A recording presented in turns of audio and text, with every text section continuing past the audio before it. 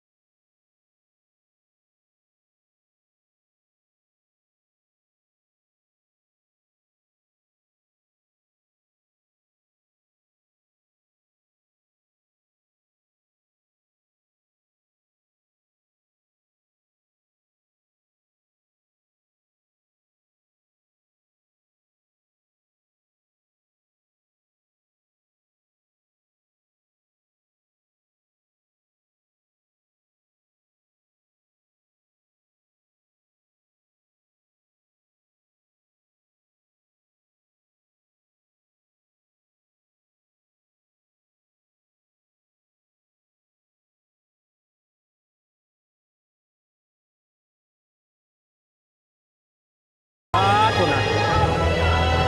น้ำลมไม่แห้งเนาะน้ำมันขึ้นเป็นพลอยขึ้นไปเนาะเป็นสูงขนาดปึ้งคุณจบแล้วมันแล้วก็มาได้ดังจบแล้วเดี๋ยวก็ติดแรงใหม่เลยในเวลา 20 นาฬิกาขอบคุณค่ะ It's our great pleasure to present the next show เป็นเวลาเนาะเป็นเวลาวันนี้จะเบิ่งดีๆได้หลงไหนการหาเพลงเวลาใช่หลายประเทศได้มีหลายประเทศเราที่เศร้าต่างๆหลายเบิ่งแล้วก็จะเขาไปทางไหนไปหากินหายังเลยเนาะผู้เรือลำไหนกับผู้ในเรือใหญ่ๆพุ่นพูดพายางไปเบิ่งเรือลำบากใหญ่ไปแต่เนาะจบแต่เนาะบากใหญ่คนหลาย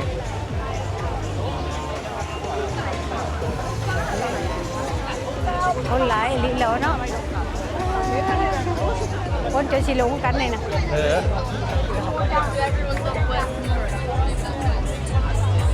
คนหลายคน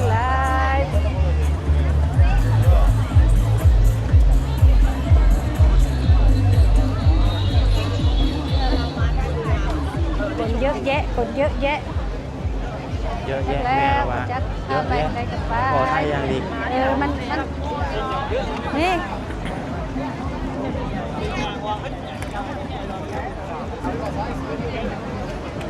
ป้าดนะมันแล้วมันก็เป็นน้องใจสิเนาะบัดเวลามันผูขึ้นมันก็เป็นแบบใหม่เนาะว่าบัดมันผูขึ้นแต่คือบอกมีแม่น้องน้ำเนาะบัดมาเบิ่งแบบเป็นน้องน้ำเพราะฉะนั้นเขาเฮ็ดไว้เก็บน้ำไว้ถ้านี่เด้มันเวลาเขากับปิดไว้ประเด็กก็มาใหม่เวลามันขึ้นมาใหม่ป้าดคุณนะ เนาะ จะติดลำเรื่อง โอ้ยบางแน่นะ คนหรือแม่งเมาแล้ววะ นั่นแหละคนหลายกระโดดกระเดียดเนาะโอ้ย หลายแต่หลายบาทหลายถึงเนาะมันเป็นตาเบิงตาส้มแล้วนะเลยเบิงกระไดเนาะ เบิ่งถูก คนน่ะมันมาคิดว่าคนมาหลายจังไดคนในใช้กระไดมันกูมอง อืม ก็เป็นคนไทยน่ะบ่ได้หลายทอดคนต่างชาติ นั่นแล้วยังว่า มีแต่ชาวต่างชาติใช่ไหม เออ ไทยบ่ค่อยหลาย นี่มายืนเบิ่ง คนหลายเนาะคนหลายคันโอ้ยเรือบ่เด้อนะ เรือเด้ เรือ เรือนี่แหละหาเรียนลงมา เรือดินเนอร์ พูดเข้าอยู่เทิงคุณบ่นั่น แม่ น่ะ ถูกอยู่เทิง แม่นี่เขาอยู่เทิงโอ้ โอ้เนาะ ตอนนั้นจะเฮาอยู่เทิงพูดเดี๋ยวเฮาเรียนลงมา กันว่าคนเฮานี่ก็งึดหลายเติมเนาะไปไสก็ไปได้หั่นนะ สิไปบางมองได้ก็ไปได้คือกัน บนบกในน้ำก็ไปได้ แม่น ใต้ดินก็ไปได้เนาะ แม่น เมืองไทยนี่ คน ไปได้ เฮา ทุ ก็ กหม้ เก่ อง ง คือ เนาะ กันเนาะเฮาก็ได้เนาะ อืม ถือว่าเก่งและเห็นหมดทุกอย่างให้ถูกเบิ่งอยู่เทิง มุดดินก็ไปได้เนาะ แม่นโอ้ย เป็นจอหู จะออน เป็น เมือง อุ เพิ่น โมงค์ เนาะจะออนประเทศเพิ่นว่า ใต้ดินก็ได้ แม่นประเทศเพิ่นเจริญหลาย เป็นบ่มีแต่นักท่องเที่ยวต่างชาติ น่ะ นั่น แม่นเนาะ ต่างชาติ เอ อันนี้แม่ อต่างชาติหลาย คน เนาะ ไทยแทบสิบ่มีเลย โอ้เขามักมาเที่ยวเนาะ เอามา เขา เที่ยว เรือดินเนอร์ วันนี้แหละเขาสิมานอนอยู่นี่บ่บัดนี้จังหวัด เขาก็นอนอยู่โรงแรม เออบ่พักอยู่ เนี่ย ที่ เขามาจองอันนี้เรือเขาก็สิมาถึงเวลาเขาก็สิมาขึ้น เออ ที่จองไว้ อืมเขาจองไปไว้เป็นอาทิตย์พุ่นเลยนี่ โอ้จังได้กลับบ้านมัน มาเที่ยวนี่ โอ้ จองเรือไว้ เห็นบอกเขาถือธงสิมีกรุ๊ปเที่ยวท่องเที่ยวสิมีกรุ๊ปทั่วแต่ละประเทศเลย อ๋อประเทศไผประเทศมันบ่ แม่นเขาสิสู้ธงไว้บ่ให้ลืมกัน อย่าลุกกัน เฮ็ดจังที่ก็ถือเนาะอย่าลงกัน จนเดินขาเรือเบิ่งถูก คนร้ายขนาด คนหลาย นี่แหละประเทศไทย ใส่ ที่ ชุดไทย เจริญน่ะ แม่ เนาะ นแม่นแม่น ใส่ทุกไทย นัก ตอน ท่ รั อบ งเที่ยวก็หลายเนาะก็เจริญย้อนเดี๋ยวนี้แล้วย้อนคนหลายหั้นแล้วคนเที่ยวหลาย เขาทำเงินได้เนาะ แม่นกันคืออันทางบ้าน เขาหารายได้เข้าประเทศ แม่นคือประเทศเฮามันบ่มีคนท่องเที่ยวหลายปานนี้ดอก ค่อยมีดอกธรรมชาติก็ถือทำลายหมดแล้ว แม่น ตัดมุงตัดใหม่ไม่หมดแล้ว แม่น แต่สิมีอยู่บางหม่อนน่ะแต่ว่ามัน มี ก็ อยู่ อย่างหนึงเงินบ่ถึงเขาดอก แม่น เงินประเทศเฮามันน้อย แม่น ตัวหลายแสนหลายบาทมึงเด้ขาเรือ หุ่นมีแต่เรือลำใหญ่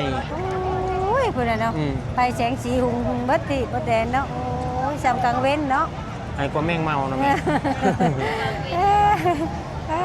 เจ้าคัก สว่างสวัยหมดขึ้นเลย สบายแม่นบ่ได้รับบ่นอนแม่ว่ามายามใดก็เห็นมายามใดก็มีคน คือว่าโอ้ยเว้ากับน้องมีสิกลับบ้านจังได้มีรถมีเรือบ่มีรถบ่ รับเด้อก็ย่านบ่มีรถขึ้นรถ ปานนี้เด็กปานใดก็ยังมีรถอยู่เนาะ นี่เนาะบัดนี้เพิ่นแต่งชุดเฮ็ดจังได๋ อืม เพิ่นแต่งชุดอีหยังอันนี้ เพลงสุดไทยด้วยนะ โอ้ รถสุดไทยมาต้อนรับไอ้นักท่องเที่ยวที่สิขึ้นเรือ เฮ็ดได้ทุกแบบ ชาตินะแม่ จุดประจำชาติไทย เฮ็ดได้ทุกแบบเนาะเก่งหลาย ไป เก่ บ้าน ง เฮาก็เป็นชุดลาวอย่างแบบตอนรับเพิ่นหั่นนะ เออ ใครผู้ใดอยากแต่งแบบชุดไทยก็ได้แต่งแบบชุดอันธรรมดาแบบพระเจ้าอีกงาน แม่นโอ้ประทับใจหลาย เอ มัน กลักษณ์แบบชุดประจำชาติ ประทับใจหลายเมืองไทยนี่เนาะถือว่าเพิ่นดีแล้วเพิ่นสร้างประเทศได้ดีแล้ว แต่มาเห็นแนวนี่รู้สึกจังไดแม่ รู้สึกดีใจแบบประทับใจ ตื่นเต้นเนอะ มวลแบบว่าเพิ่นแบบดีมกดีใจนะมันมวลได้จิตได้ใจเนาะเห็นจังซี่นะคือสิบ่มีความคือสิบ่มีทุกข์ยากหั่นนะสิความทุกข์ความยากความหยังหั่นนะจังซี่นะ กระสิบบ่ทุกข์แล้วคันเป็นแนวเรือลำใหญ่ๆแนวนี้นะเป็นทุกข์ก็ทุกข์พวกเฮาพายเรือหาปลา แม่ เนี่ย นแม่นแม่น มาเห็นแนวนี้มันก็คนละแบบเลยเนาะ แม่น มันอลังการโหดเนาะ แม่นแม่น เราเคยเห็นแต่ แรกกับบ้านเฮาเนาะ แม่น เราเคยเห็นแต่พายเรือหาปลานะ แม่ มาเห็นแนวนี้มัน โอ้ยแต่ ต่าง ข้าว กันเล แม่ ย น เนาะ อยู่บ้านหาหอยติ อืม หาหอยหาเอาผือแล้ว อย่างเนาะลำบากบ่คิดว่าสิ ลำบากบ่ คิดว่าสิได้มาแบ แม่ บ น นี้ อยู่ แม่นบ่แม่น เคลียร์หอยน้ำจอกน้ำแหนแล้วอยู่ประเทศลาวนั่นตะกี้เนาะ คือว่าแม่เป็นคนโชคดีมาเห็นแบบนี้เนาะ แม่น คนลาวหลายๆคนบ่ได้มีโอกาสได้เห็นแบบ แม่ นี้ นก็ดียกดีใจโชคดีถ้าแม่นว่าอยู่ประเทศ เราไปขึ้นเรือแล้วเห็นบ่ อ พูดเรือลำพูนมาแล้ว โอ้ย สวัสดีเจ้าพระยา โอ้ อ๋อเรือลำ อ๋อแล้วใหญ่ลีแล้วเนาะ แม่น ใหญ่แท้ใหญ่ถึง มีหลายสั่นได้3สั่น มันจะมาแล้ว ข้างในมีหอดบันไดเลื่อนเลย ป้าติ ในเรือน่ะ ติปานนั่นเนาะเพิ่น ค่าขนาดแล้ว อืม คุณมีแต่เรือดำเลย ได้โอ้มันออกไปได้บัดนี้ ก็สิมีเรือลำไม้เขามาหาบด้วยบัด มีคันใหม่เข้ามาเรื่อย ทุนนะเขามา คนละคนลังไปน่ะเนาะ ถึงเวลาผมจะมาถ่าเรือ โอ้ย ๆเต็มเรือขนาด จนสิหลงกันเนาะคนก็ได้เนาะโอ้ เบิ่งเรือลำนั้นเด็กคูนี่ โหเนาะ นั่นเรือโดยสารนั่น โดยสารบ่นั่นน่ะ นี่น ก็เอาไปขึ้นมาขามไปหันไปนี่ เอ ทางนั้น อ อันนี้ เออ โอ้จุดเต็มลำเลย โอ้ยบางเงินว่าเพิ่นอยู่ในน้ำหั่นนะอันคนเข้ามาหาพังน่ะเนาะก็ยังได้นะ คุณเรือเขามาหาบเลย ซ้ำกันกับขี่อยู่ในอันอยู่ในนี่เนาะในปูนี่ทางรถอันรถอันเรือก็ได้นะบ่รู้น่ะปุ๊บอีหยังอันน่ะก็เรือบ่นั่นน่ะ อันนั้นเรือขนพวกหินทราย โอ้ โป๊ะเปิ่นโป๊ะ โอ้ได้ทุกแบบเนาะ บัดนี้ติดบัดนี้ ขนหินทรายปูนนั่นน่ะเรือขนส่งสินค้า ได้ทุกแบบว่ะได้บ่ มีหลายแบบแหละ เบิ่งคนน่ะ เขา เบิ่ง เห็น เบิ่ เงิ ง นได้มหาศาล แม่นน่ะเบิ่งแน่คนน่ะเนาะ หลาย แม่ ขน สะออดคนแล้วเด้อบัดนี้ สอนคนแล้ว คือว่าสิคนบ่มีแล้วคือว่ามีแต่ตามแต่ปีใหม่เนาะ ได้ออกมาอยู่บ้านนะเพิ่นคิดว่าสิบ่มีคน บ่แล้ว มาย่างหลายปานนี้ บ่แล้วบอกคิดว่าบ่มีคนปานนี้ดอกว่า ให้คนไปบุญไปงานเนาะ โอ้ยไปงานบ้านเฮาหั่นเนาะเอ ไป อ นี่บ้านเฮาไปพุ่นเนาะ เป็นบุญจะไป นี่ เบิ่ง นี่ ลำ เรือ เรื่อง เข้ามา นั่น ไปเห็นบ่ นะ นี่ โอ้เสียงตู้นะหันบ่อน เขาสิยืนไปบอลนักเสิร์ฟยังเขาจะมายืนต้อนรับนักท่องเที่ยวโอ้ น่าขึ้นบ่แม่ เป็นตะมวนเนาะ มวนแล้วคุณนะ อ่า เต้นเรือคุณนะแม่ โอ้ เปิดเพลงเขาร้องเพลงเต้นเรือเขาเล่นดนตรีสดเลยนะ อะไรอย่างอะไรเขาเจ้าเห็นแบบไรนะ เขาเล่นดนตรีสด มันก็ตามตาม พนักงานต้อนรับอย่างดีเลย ขึ้นไป การบริการเขาเยี่ยมเลย VIP เลยอะไร โอ้กินขึ้นไปเลยซื้อว่ากินกับข้าวนั่น ฮะ มีกับข้าวกับน้ำคือแบบ แม่ ว่าน มีหมดเลย เลยซื้อว่าเลยกินพี่ว่าซื้อแล้วเนาะ เอาก็เสียเป็นหัวละว่า โอ้ มันเอาคิดเดียวเดียวเลยเป็นบุฟเฟ่นะอาหารบุฟเฟ่เขาอยากกินยังเขาก็ไปยิบเอาตักเอานะ แต่เป็นทันสมัยเนาะ แม่ จะเลื่อนหลาย เจริญเจริญ คน กระพรข้าเจ้ามานั่นมาทำงานทำหยังข้าเจ้าก็อยากกลับบ้านเนาะมันแบบมันมวนนะ แม่เขามีเงิน1,000 กว่าบาทเขาก็ได้ขึ้นนะ แม ได้ นแมน บ่แพงปานใด ทับใจหลายทุกคน เนี่ยก็เห็นหมาทุกสิ่งทุกอย่างแหละเนาะ ประทับใจหลายเนาะ แมนแมนเห็นหมาทุกสิ่งทุก โจ๊กเค้กคนนี้กันเด้อเยอะขึ้นนะ โอ้นะครับ ดีใครแม่มาเที่ยวไอคอนสยาม สบายดีได้อจ้า ฝากเป็นกำลังใจให้พวกเราเด้อสบายดีสวัสดีค่ะ โอเคนะครับสำหรับคลิปนี้เนาะจะพา ย้าย แม่ มา เพิ่น เที่ยว มาเห็น ย้าย มา มา ยัง เที่ยว ได้มาเห็นทุกอย่างทุกแนว แม เนาะ นเห็นหมดแล้ว คือมีได้เห็นแล้วก็มีความสุขความตื่น แม เต้น นความมกขอบใจน้ำลูกน้ำหลาน ประ พา ทับ มา ใจเนาะ แมนแมน